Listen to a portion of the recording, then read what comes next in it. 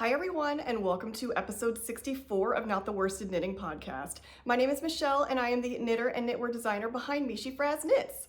I am back. I know I was only off for a week, but I actually just came back from vacation. Thomas and I went to Hawaii. This was actually my first time in Hawaii, so it was really nice to take a little bit of time off, just disconnect, hang out by the beach, hang out by the pool. I didn't get nearly as much knitting done as I thought I would. I kind of just relaxed completely, and it was really, really nice. So now I'm back in the beautiful Pacific Northwest fall. It was interesting. I wasn't really sure how I felt about taking a vacation in the beginning of October because I actually love that time of year here in the Pacific Northwest. So it was weird to me to leave that and go somewhere tropical, but it was absolutely beautiful. Made me appreciate the weather even more now that I'm back. So now we're in the swing of fall here, and you can see I have decorated accordingly. I have all of my spooky season decor up and ready to go. It was one of the first things I did when I got home. I just love this time of year. I know a lot of us are kind of in the same boat. I actually think that I might prefer Halloween, October, November a little bit more than Christmas. I don't know, that's tough. Maybe it's tied, but I do love Halloween. I love spooky season. So yeah, I'm all decked out in the pumpkins. Also, you might be able to see here. So I normally have my little yarn holder. It's just this cute little ceramic cat. It's like a yarn ball holder. But I've been seeing everybody getting these little Trader Joe's Halloween totes. They're like $2.99. And I couldn't resist when I went. I had to pick one up too because I thought it was just kind of like the perfect spooky season project bag. And so I figured I'd put it up here just to kind of add to the spooky vibes. So I hope you are enjoying your beginning of fall wherever you are. I've got a couple of projects to chat about, as well as just announcing that the Misty Pines Sweater is officially released. If you are watching this live, then it was released yesterday, just in time for Rhinebeck and all of those festivities for the New York Sheep and Wool Festival. So you can now find all the information about this pattern on Ravelry as well as my website. If you are a newsletter subscriber, make sure you checked your inbox because there's a special little discount code in there for you. And yeah, I'm just really happy that this pattern is finally released, finally out. You'll know if you have watched me that the Misty Pines motif is a motif that I've had for a long time. I already created the Misty Pines beanie and the Misty Pines mitts, and I really always wanted to make a sweater, and I loved it so much that I made 3 versions. This one's out of frame, but we will hold this one up too, so you can see that there are 3 options for you. There are 3 different charts.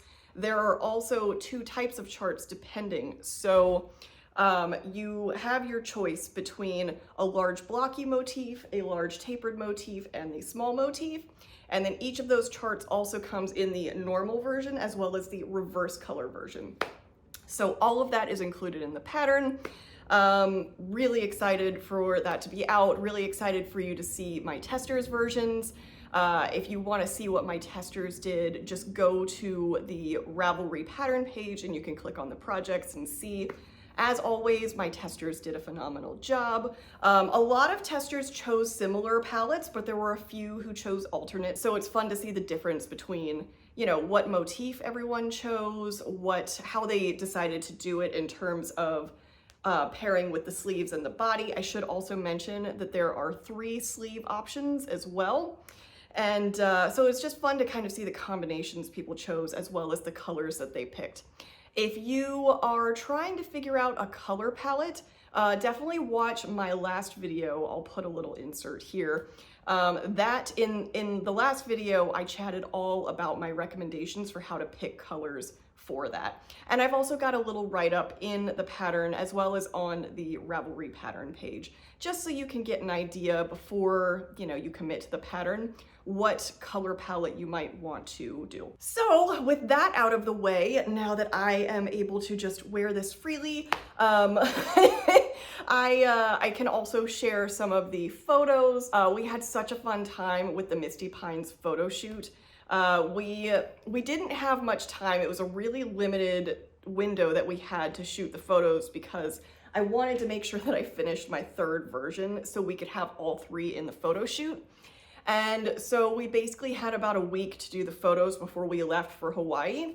And we found the perfect day. It was actually pretty misty and turned out to be actually quite a bit rainy. It's actually the morning of when I filmed the last video. And it's really funny to look at the photos. The photos came out great. But you can kind of see the progression of the sweaters I started with. And by the end, my hair is just kind of like a mop. So it's funny, you can see my hair get flatter and frizzier all at the same time. But it was such a fun photo shoot. And there's one photo that I thought was really cool. This was all Thomas's idea because I have three versions. He was like, what if we actually did like a triptych? Like, if you don't know what a triptych is, it's essentially an image with three panels. And since there are three garments, he was like, what if we set it up to where I put the tripod up, we find a scene where you can kind of stand in each scene, and then I will take a photo of you in each pose, and then I'll just put it all together for you. And we tried it out, and he was like, you know, this may not work. I don't know, this could be a complete disaster. But it turned out to be really fun, and so I will pop that photo up here. It's also the header for my newsletter just because I thought it was so cute and such a fun idea. So that's it for Misty Pines, just really excited to see it out in the world. Why don't we go ahead and pivot now into what else I am working on. I have one half-finished object and then I have a work in progress. So why don't we go ahead and start with my half-finished object. Let me make sure I'm showing the good side. I think this is the good side. I haven't woven in any ends, so you'll see some little danglies. But this is the sock 1 of 2 for Thomas. This is his version of the Rain City socks. And this is a pattern I actually just released for Socktober. So the beginning of October is when I put this pattern out. And after I did my pair, Thomas really wanted a pair, and so I let him just kind of raid my sock stash. And he picked some really great colors. Can we just talk about how good this palette is? So here are the yarns that he picked out. I'll go over each one. So the main color here is So Happy Jane Joyful Fingering in the color Spruce. I just love this color. I love her sock yarn. It's just such a really nice soft base, but it's also pretty hardy. For the raindrops, this I used Knit Pick Stroll in the color Frost. And then let's see, for the little umbrella handle, this is actually Sandnes Garn Sisu, and this is in the color 1042, which is Gray Heather.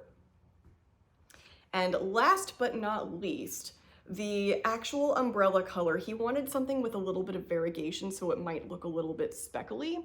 And so this yarn is Seaside Fiber Arts Flora and Fauna 4-ply sock in the color Lac.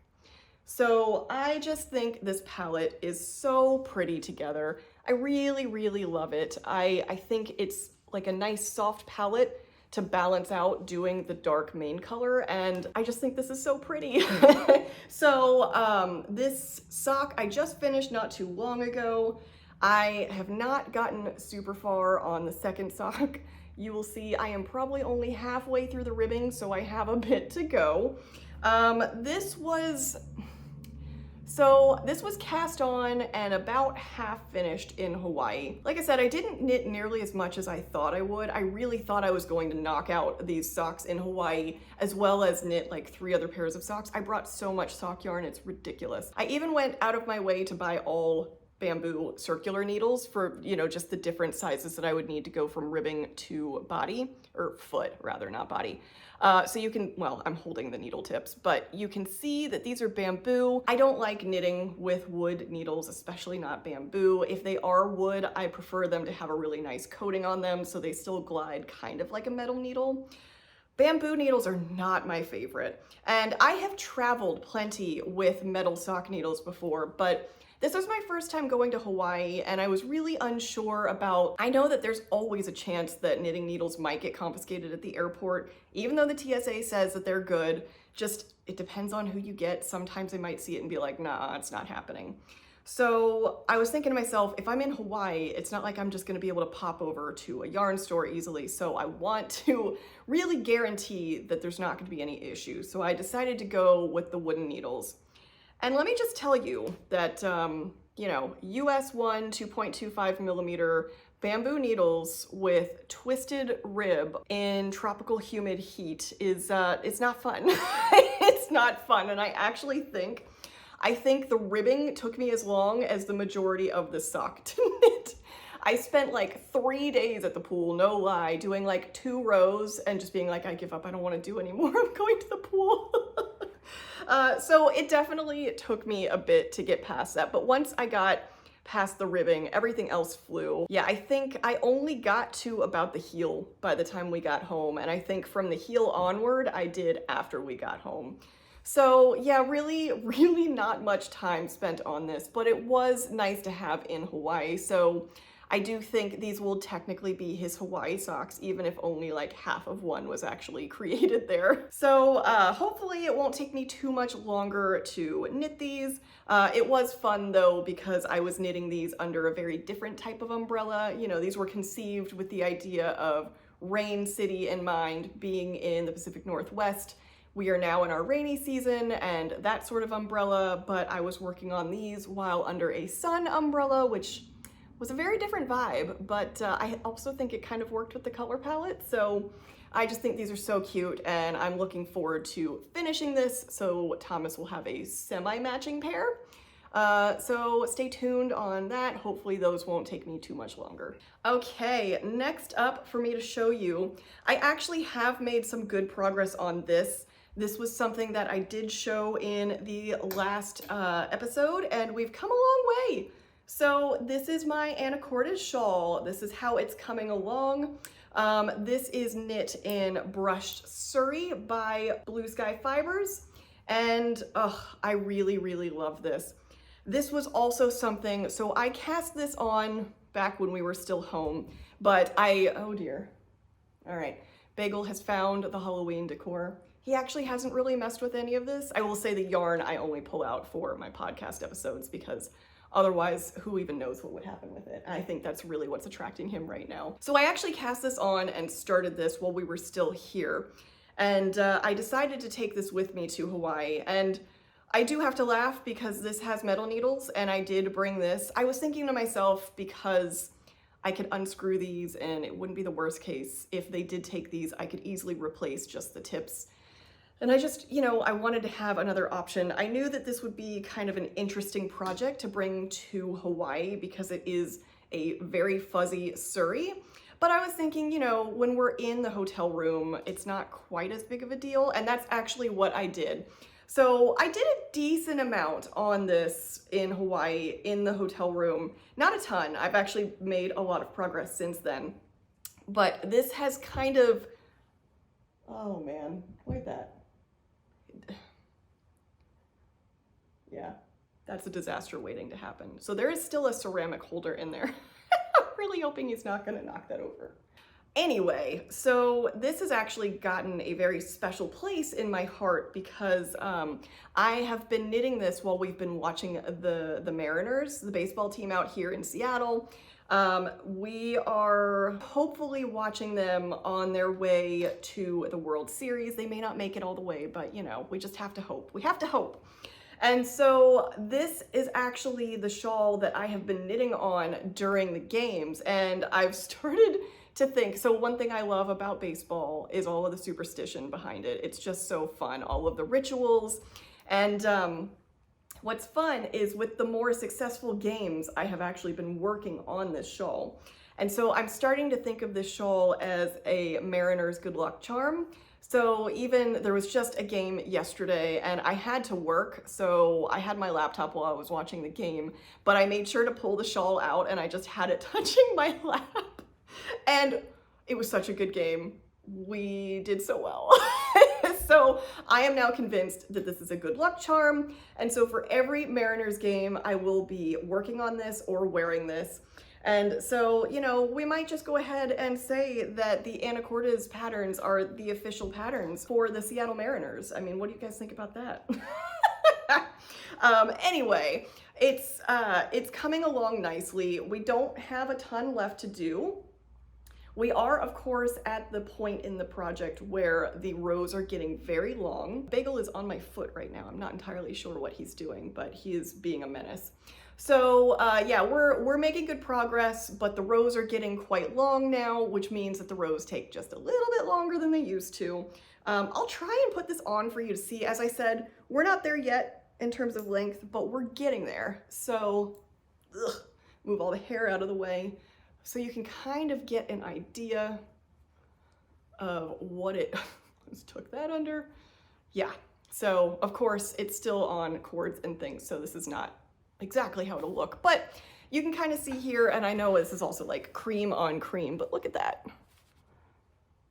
Look at how pretty that is. Can I just tell you how soft this is?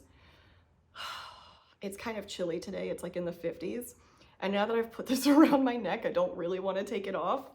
I just love this. I love how simple it is, but I love the clean lines. This is something I've chatted about a little bit in previous episodes, but one thing I really loved about the Anacortes pullover was just the lines. So you have these twisted rib lines are actually what are on the raglan, and it carries all the way down the sides of the garment.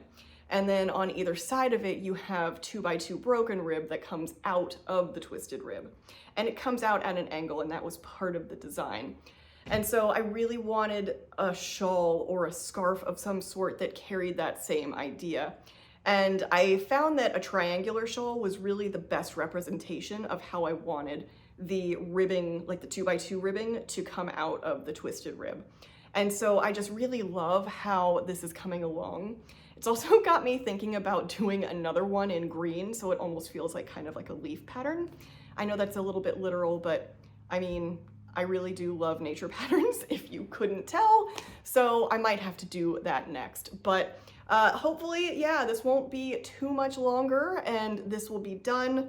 I will be wearing this for every Mariners game forever. The pattern I have mostly written up. The only thing I haven't done yet is just for how long to do it. I'm obviously keeping track of my rows. I have an idea in mind, but of course, I just want to make sure. It's one of those things where as I'm working on it, I'm continuing to try it on and see how much more length I think it needs. So once I finalize the length on this, then I will be sending this pattern over to my tech editor. So stay tuned for updates on this guy, the Anacortes Shawl, hopefully coming very soon. All right, well that basically concludes all the knits that I'm working on. I'm so thrilled to be working on kind of like fall spooky season knits. I'd love to know what spooky season patterns you are working on. If you like this time of year, are there kind of like go-to patterns that you tend to go for in October and November? Do you like to do specific ones for the season? Like, do you like to do like Halloween specific, or are you more just focused on like fall knits? I think for me, it's a little bit of both. Every year I've said I want to do a Halloween sock, and I still haven't quite gotten there yet, just because I end up having so many other fall knits on my needles that I want to get through because I'm just excited for fall knitting. But one of these years, I'm gonna knit some Halloween socks. Either way, I'm thoroughly enjoying my fall knitting. Also, because it's spooky season, I am trying to read some sort of spooky season books, although I have to say the last few that I've read haven't been super spooky. So I did finish Vampires of El Norte by Isabel Cañas. I did enjoy that book. So the general premise is it's a vampire story based in 1840s Mexico, right on the border of Texas. And it just follows a couple of different characters, and there are vampires in the story, but it's not really the main character sort of thing. And it's more of like a monster vampire, not like a sexy main character vampire kind of thing. I mostly enjoyed this book. I thought it was a really good book for about the first quarter. The last little bit of it, kind of the ending, last quarter, I don't know, somewhere in there. It's sort of, it's not like it was bad, it was just a little bit okay. Like you kind of have all of this buildup, there's a lot of drama, and then it just kind of ends. And you're like, oh, okay, well that kind of ends how I sort of expected it to. There wasn't really anything fun or crazy that happened, and maybe that's okay. Like, it didn't need to be, I don't need every book to have like a shocking twist to it, but I just felt like the ending was just okay. You know, it was just okay. So I'm happy I read the book. You know, it kind of got me in the vampire vibes a little bit, but you know, nothing crazy to write home about, I don't think. Next up on my reading list, and this was definitely a struggle for me, I wanted a book that I could listen to on the plane flying to and from Hawaii. And so I'd been seeing kind of mixed reviews for The God of the Woods by Liz Moore. And that popped up on my Libby queue, so I went ahead and borrowed that audiobook. And I listened to it a bit before we left, and then by the time it was, you know, time for us to fly out, it was fully at a point that was just incredibly boring. The general premise of this book, I would say it's almost like a generational story of a family that lost a child, and the book, you're sort of trying to uncover exactly what happened.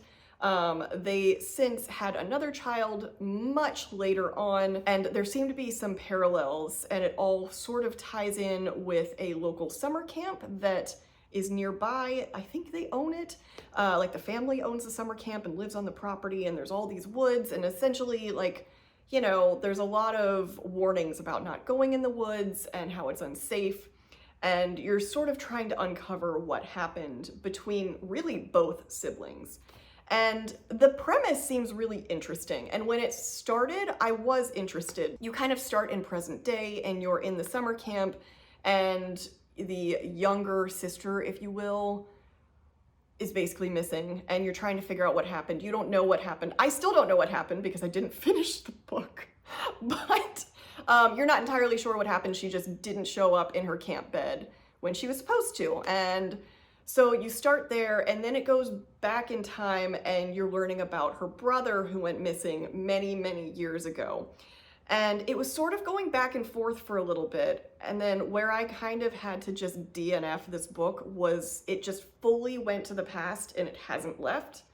And we know this child has gone missing and is gone, but we have just spent chapters upon chapters upon chapters just talking about the search party and the people and what they're thinking during the search party. And like, we haven't even really gotten to the search party yet. And I'm just like, when is something gonna happen? So I even put a poll out on Instagram because I was like, should I even finish this book? I don't even know if I can. Should I? Is it worth it?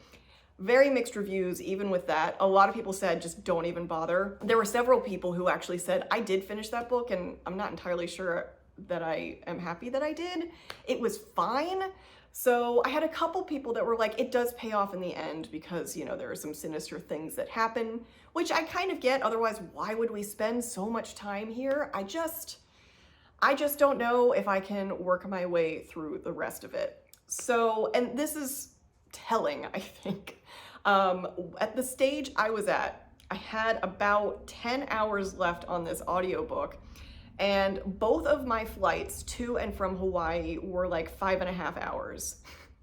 Plenty of time to finish the book, and that was my whole idea going into it was, okay, I will finish the first half on the way there, and then the second half on the way back, and then I'll be done with the book.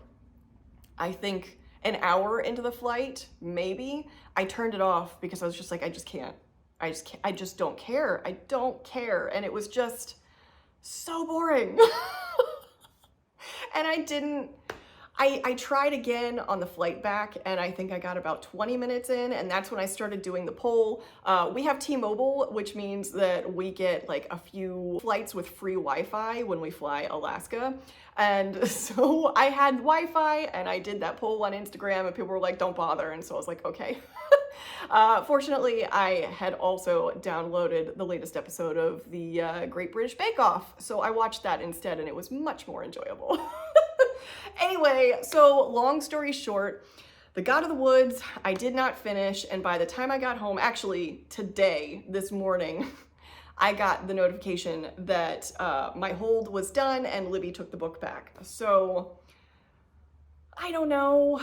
I feel like maybe I should give it another shot, but also I think that's mostly just because I don't love to not finish a book if I can help it, but I just don't think this one is gonna get finished for me. So I think that one's gonna stay a DNF. So that leads me to the next book that I am reading. I just started this when we got back, so I've only had it for a couple of days. And I do think I might be in a little bit of a reading rut because I'm just not reading a ton of it. I think that maybe this book is feeling a little bit slow to start. I don't know if I'm just picking weird books right now or what, but I have started The Listeners by Maggie Stiefvater, and it's okay so far. The premise is what really got me. I read the summary about it and it sounded really interesting. So this is kind of taking place in the midst of World War II. It's right around the time that the US joined the fight. And there is this luxury hotel out in the mountains of West Virginia. They have been tasked with housing some enemies of war. That's about as far as I've gotten. I don't know a whole lot about who is coming over, but it's a lot of unsavory characters. The general manager of the hotel does not want them to come to the hotel. Of course, she doesn't have a choice because the government is kind of pushing for it.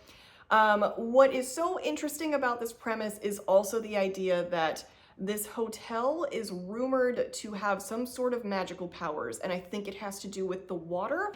There is something about the water that is on this part of land that it sort of takes in whatever vibes come from the people, and it will kind of give back in the same. Essentially saying that if you go in with bad intentions, it's going to give bad back. Whereas if you go in almost more optimistic or positive, then that's what it's going to give you in return. And it has a level of force behind it that there's some hinting that if enough negativity finds its way to the water, then the area is essentially uninhabitable for years upon years.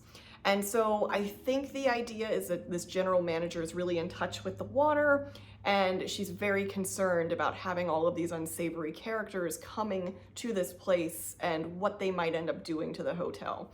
That's about all I know. I'm not entirely sure what this magical power entails, but I thought it was kind of intriguing. I thought it seemed fitting for spooky season, but it's definitely taking a bit to get into. It's a bit of a slow start.